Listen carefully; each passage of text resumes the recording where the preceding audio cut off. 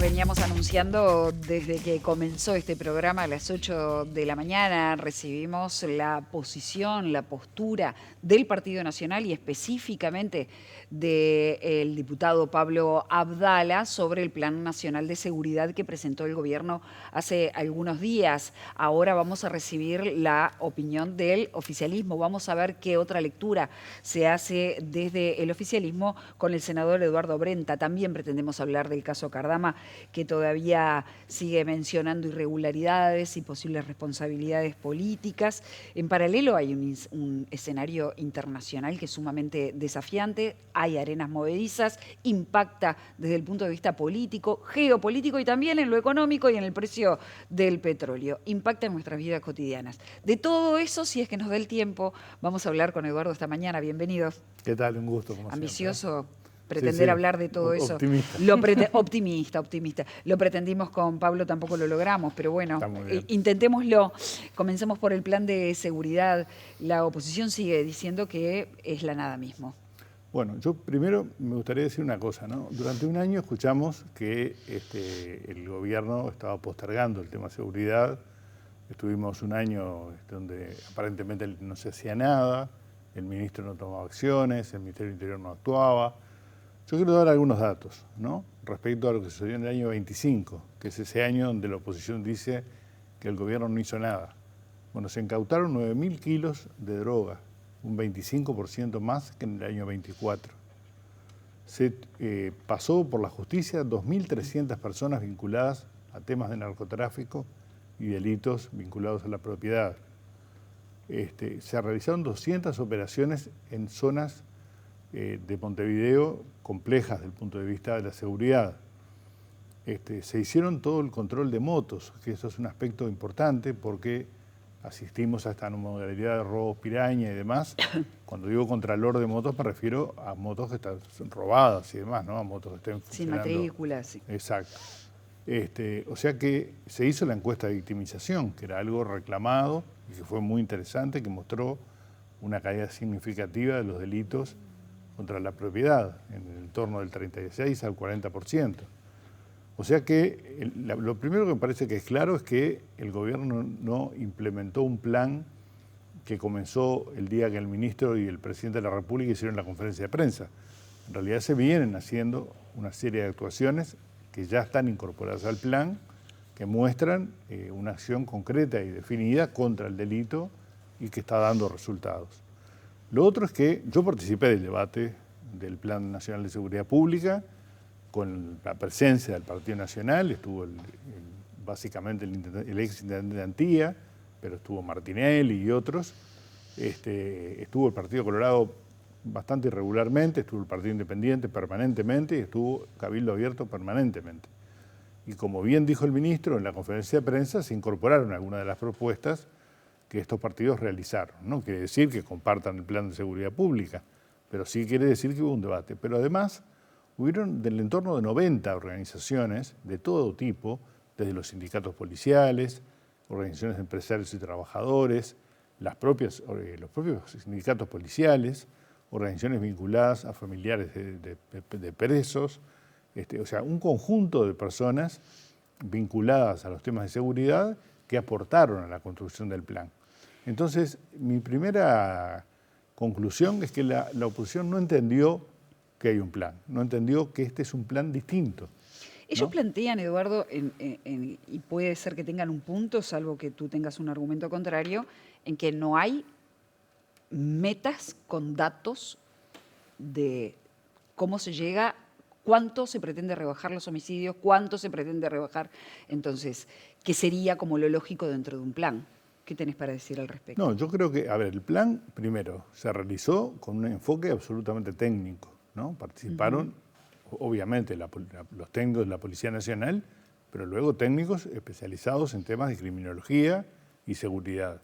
Se hizo con el aporte de técnicos especializados de organismos internacionales. En la mesa de negociación, de diálogo que tuvimos con los partidos políticos, estaba presente el Banco Mundial, la CAF, el Banco Interamericano de Desarrollo, o sea, un conjunto de organismos internacionales que supervisan el plan. Y se va a usar como modelo, de hecho, a nivel internacional. Exactamente. Pero las metas. Bueno, yo creo que el plan establece una serie de objetivos que no están cuantificados y me parece que no deberían estarlo tampoco, porque en realidad proponerse una meta de reducción de los homicidios en un X% es una cuestión que, en mi opinión, no aporta demasiado. Lo que sí aporta es cuáles son las líneas de trabajo que el gobierno va a llevar adelante en materia de seguridad pública a los efectos de mejorar las condiciones y otorgar seguridad a los uruguayos. Bueno, pero los objetivos aportan desde el punto de vista de que se sabe a dónde se quiere llegar, ¿no? Y el gobierno del Frente Amplio en este caso ha decidido no plantear en números en ningún ámbito. No lo hizo en seguridad, no lo hizo en ningún otro ministerio tampoco cuando se habla de objetivos, ¿no? Porque después, si no se cumple, viene el reclamo, es más evidente la falta, ¿no? Sí, en realidad aquí hay objetivos que son claros, ¿no? Que son la reducción de los homicidios, un objetivo claro, cuantificable. Los demás delitos, todos ellos, también es difícil su cuantificación, ¿no? A veces cuando se hablaba en el gobierno anterior de caída de los delitos, no se hacía referencia a que en realidad se estaban anunciando denuncias, no delitos.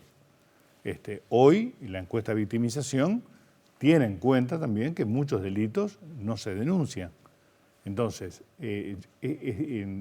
salvo en materia de homicidios, donde es irrefutable el dato, ¿no? Más allá de las muertes dudosas, ¿no? Que es otro elemento, salvo en eso, en lo demás, cuantificar es complejo. Yo creo que el tema es si vamos a una concepción nueva de los temas de seguridad. Me parece que esta es la diferencia que tenemos con la oposición. La oposición le otorga al Ministerio del Interior la responsabilidad prácticamente del 100% de la responsabilidad en materia de seguridad pública. Nosotros tenemos una mirada distinta a eso. Tenemos una mirada de que el abordaje de la situación de seguridad tiene que ser un tema vinculado en forma integral. Sí, ¿verdad? Eduardo, es evidente que hay un problema político y es que desde la oposición, fundamentalmente del Partido Nacional y del Partido Colorado, se cuestiona directamente al ministro Carlos Negro. No lo consideran capaz de liderar el proceso político y señalan que el poder en realidad está en Jorge Díaz y la presidencia de la República. Es suerte que lo decís así, porque no lo dicen así, ¿no? Lo dan a entender, pero no lo dicen. Yo creo que el ministro lidera este proceso, ha demostrado liderarlo, tiene todo el respaldo de la presidencia de la República, del presidente particularmente, ¿no? Y de quienes son, también están vinculados por otras áreas, por ejemplo, todo lo que es la CENACLAF, la persecución del lavado de activos y demás, está en la órbita de presidencia. O sea, nuestra mirada es que, primero, el ministro tiene un perfil, naturalmente, no viene de la vida política, tiene una larga experiencia como fiscal de homicidios particularmente, y cuenta con el respaldo de quien debe tenerlo, que es el presidente que lo sostiene, ¿no? Yo creo que tiene el respaldo de la fuerza política, esto se ha expresado, lo ha expresado Fernando Pereira claramente. Entonces, me parece que acá hay otra cuestión, ¿no?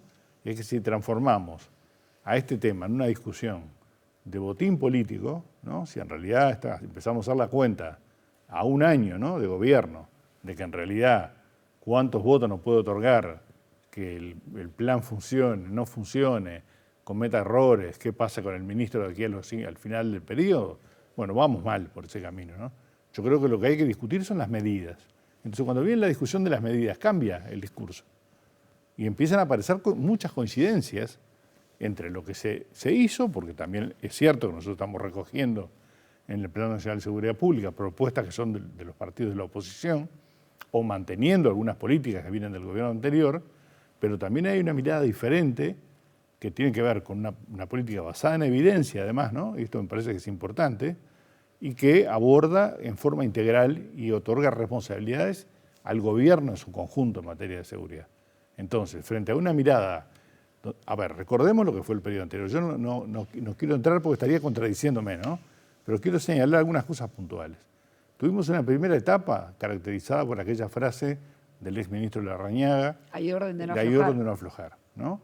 Donde en realidad parecía que la voluntad y el respaldo de la policía era suficiente.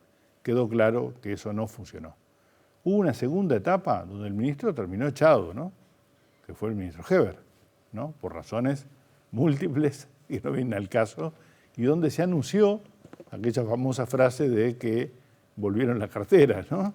Cuando en realidad no pasaba eso. Y luego hubo un tramo final, que fue el tramo del ministro Martinelli, que completó el periodo, por decirlo de alguna manera. Entonces, yo no voy a evaluar esto, quiero decir, esto es lo que pasó, ¿no? La resultante fue que tuvimos el periodo de mayor cantidad de homicidios de la historia del Uruguay, en términos de cuantitativos. Por lo tanto, y comenzó una reducción de determinados delitos. Yo creo que aquí también hay que ver que hay modalidades que cambiaron, ¿no?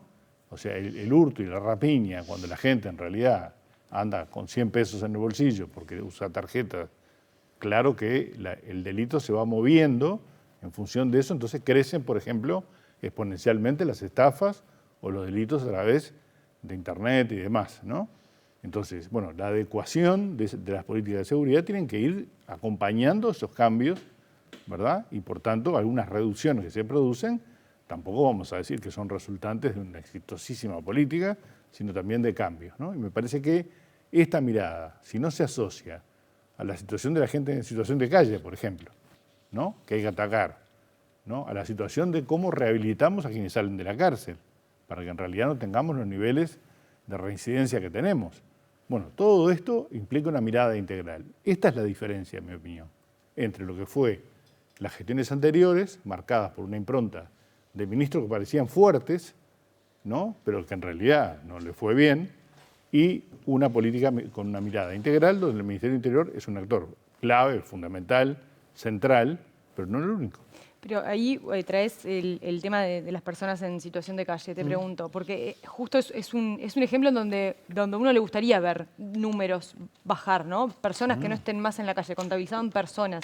¿Qué se trazan? O sea, ¿qué se puede esperar de un plan de este tipo al final del periodo? ¿Que desaparecen las personas en situación de calle porque van a tener un lugar donde estar, un lugar mejor, o van a ser siempre medidas paliativas, transitorias, como se están dando hasta ahora? Bueno, se está anunciando, se ha creado un equipo en la órbita de presidencia, en el gabinete concretamente, dedicado a la elaboración de una propuesta que para ahora, digamos, ¿no? Para estos días, donde va a haber una conferencia de prensa, creo que la semana próxima, donde se va a anunciar un paquete de medidas en relación a esto.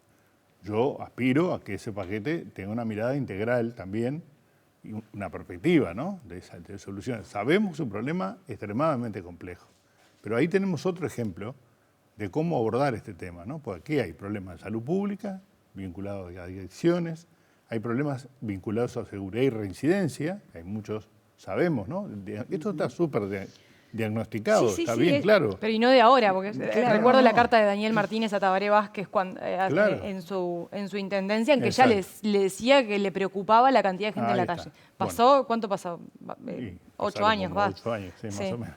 Bueno. Lo que quiero decir es que frente a esto, yo lo que espero es que la semana próxima haya un anuncio respecto a una mirada integral de este problema que no solo pase por llevar a la gente de noche al refugio para que el otro día de mañana vuelva a la calle. Me parece que esto es lo que el gobierno está trabajando y yo confío en que esto se va a resolver.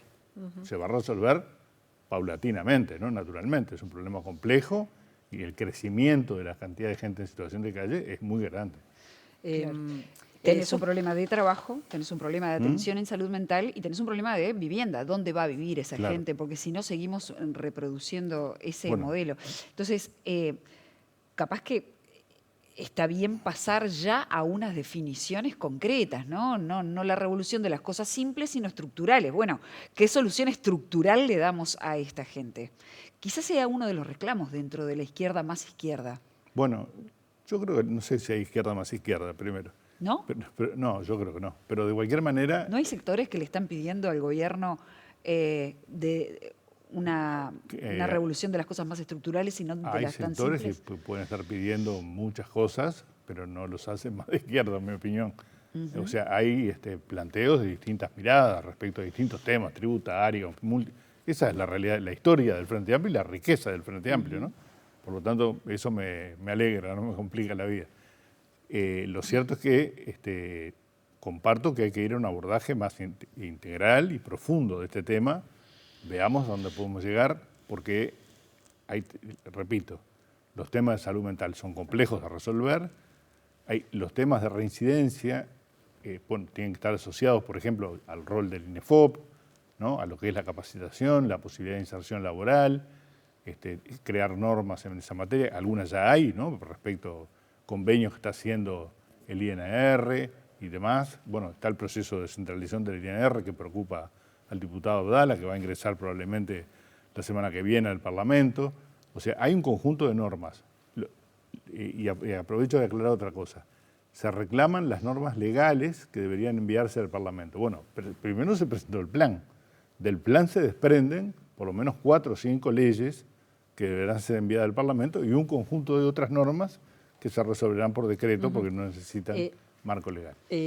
¿Vamos a hablar solo de seguridad? No, tenemos que hablar te de queremos Cardama preguntar también. porque sos parte de la comisión investigadora sobre el astillero Cardama. Sí. Desde la oposición se ha reclamado que ha sido muy lento el Ministerio de Defensa a la hora de volcar información para continuar la investigación. Lleva un mes la comisión, tiene 5 meses más de trabajo. ¿Qué volumen de información tienen y si han podido ir sacando conclusiones? Bueno, primero tenemos toda la información de Presidencia de la República, la mayor parte de la información del Ministerio de Defensa Nacional. Hay información que va a estar reservada, obviamente, como la denuncia penal, por ejemplo.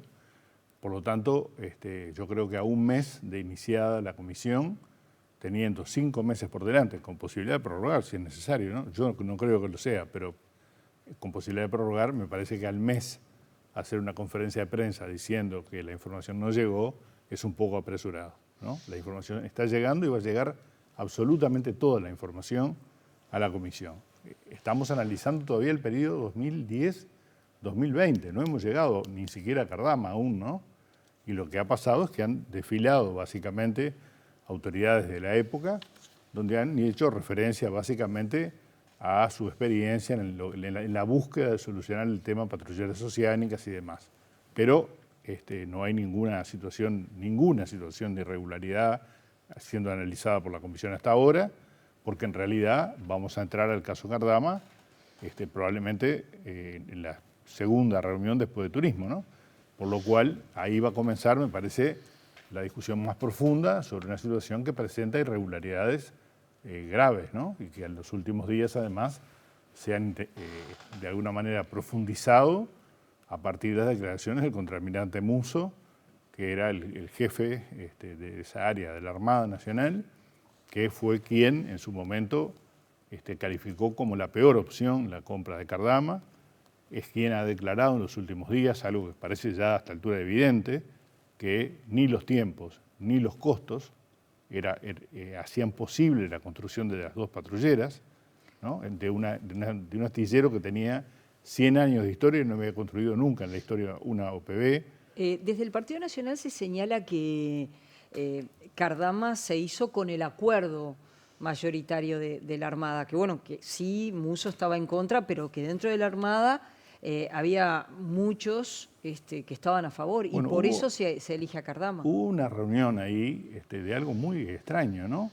Porque en realidad yo nunca vi resolver una licitación por una votación de los almirantes de ningún arma, digamos, y allí se expresaron de 7, 3 a favor de Cardama, algunos no se expresaron y otros se expresaron por otros astilleros o en contra.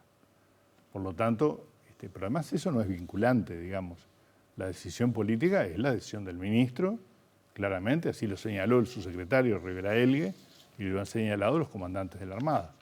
Hay contradicciones también respecto a los hitos, a cuando se liberó los pagos, ¿verdad? El segundo pago, que se hace 3 días antes de asumir el presidente Orsi, tiene que ver con la presentación de la cuaderna maestra que todavía no había ni siquiera llegado al país. El subsecretario Rivera Elgue dijo, bueno, toda la decisión fue del ministro, en ese momento, Javier García.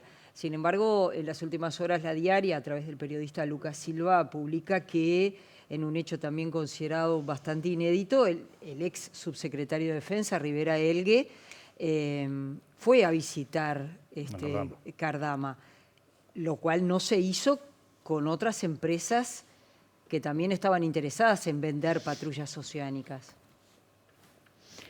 No tengo respuesta para eso, hay que Eduardo. preguntarle a Rivera Elgue.